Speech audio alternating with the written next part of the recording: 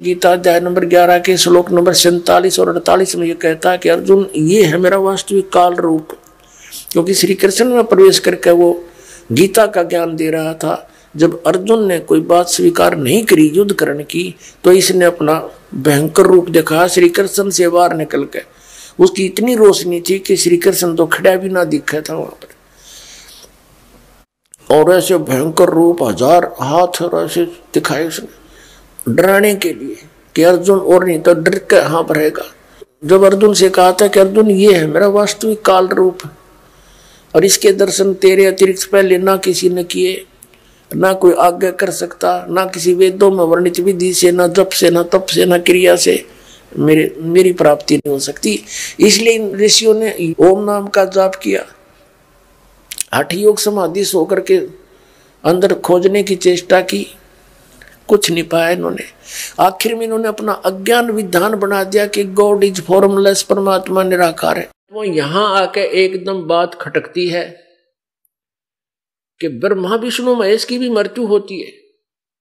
क्योंकि इस लोक वेद के आधार से हमारे को पवित्र हिंदू धर्म के अंदर इन नकली गुरुओं ने ये शास्त्र विरुद्ध और लोक वेद सुना के हमें भ्रमित कर रखा था कि ब्रह्मा विष्णु महेश अजर अमर है, सर्वेश्वर है, इनकी जन्म मृत्यु नहीं होती, इनके कोई माता पिता नहीं है, यही सारी सृष्टि के रचनहार हैं, यही सचिति और सृष्टि और संहार करते हैं, ये कुल मालिक है।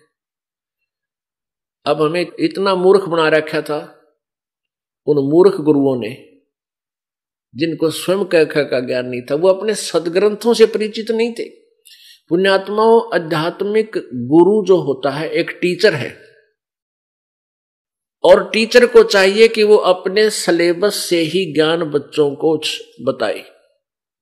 हमारा सिलेबस है पवित्र पुराण, पवित्र चारों वेद, पवित्र श्रीमद् भगवत गीता जी, जो हिंदू धर्म के शास्त्र माने जाते हैं।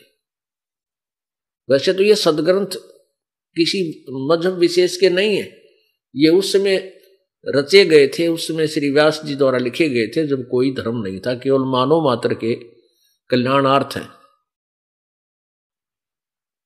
अब उन्हीं में आपको दिखाता है ये दास के ब्रह्मा विष्णु महेश स्वयं स्वीकार करते हमारी जन्म मृत्यु होती है और इनके माता पिता भी हैं।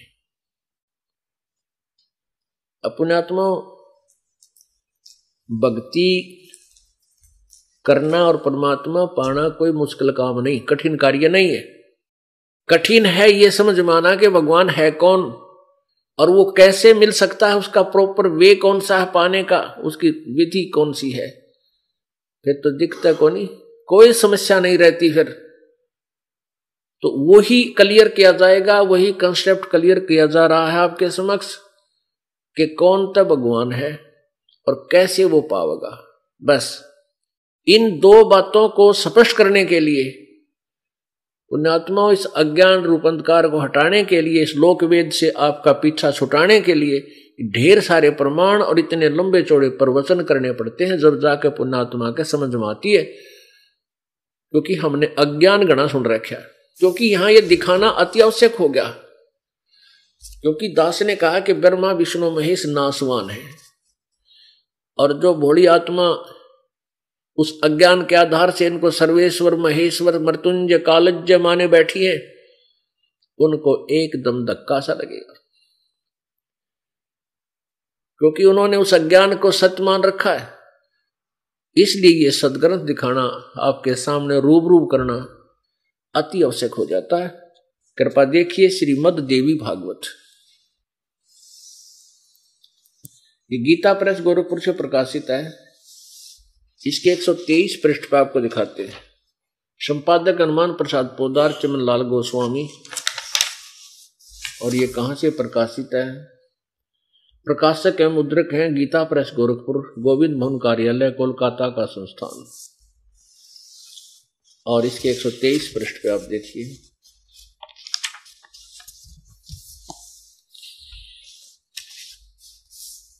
ये तीसरा स्कंद।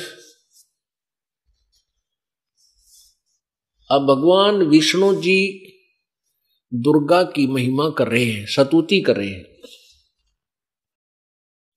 तुम शुद्ध स्वरूपा हो, यह संसार तुम्ही से उद्भासित हो रहा है।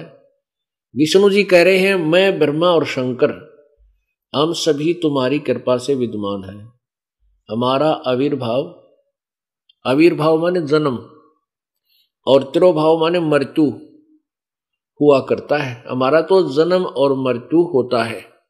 केवल तुम ही नित्य हो, जगत जननी हो, प्रकृति और सनातनी देवी हो। अब भगवान शंकर क्या कहते हैं? भगवान शंकर बोले देवी यदि महाभाग विष्णु तुम्ही से प्रकट हुए, यानी तुम्हारे से उत्पन्न हुए हैं, तेरे बेटे हैं, तो उनके बाद उत्पन्न होने वाले ब्रह्मा भी तुम्हारे ही बालक हुए। अब सिद्ध हो रहा है कि दुर्गा इनकी मां है।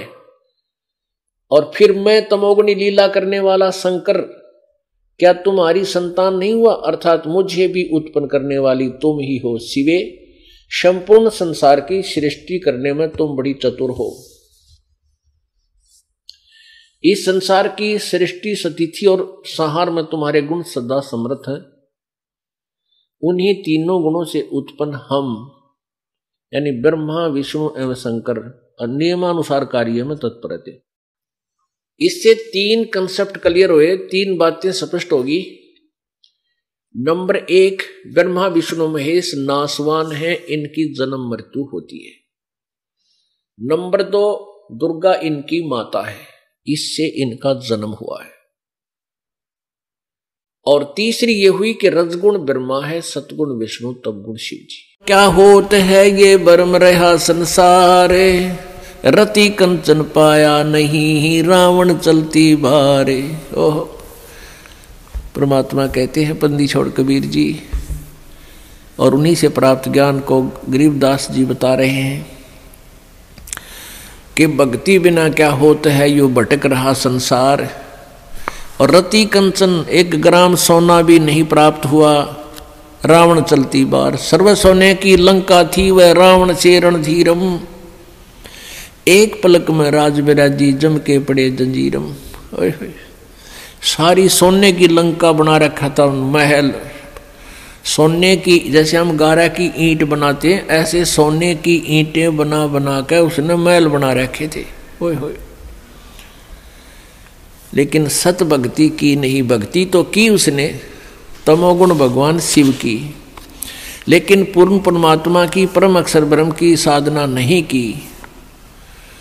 उसके विषय में कह रहे हैं कि सत भक्ति बिना क्या होता है, ये भरम रहा संसार। और रति कंचन, रति माने 100 ग्राम भी, रति कंचन, कंचन मीन सोना, श्रवण, गोल्ड। रति कंचन पाया नहीं, रावण चलती बार। जाते समय 1 ग्राम भी सोना लेकर नहीं गया और फिर नरक में ठोका गया।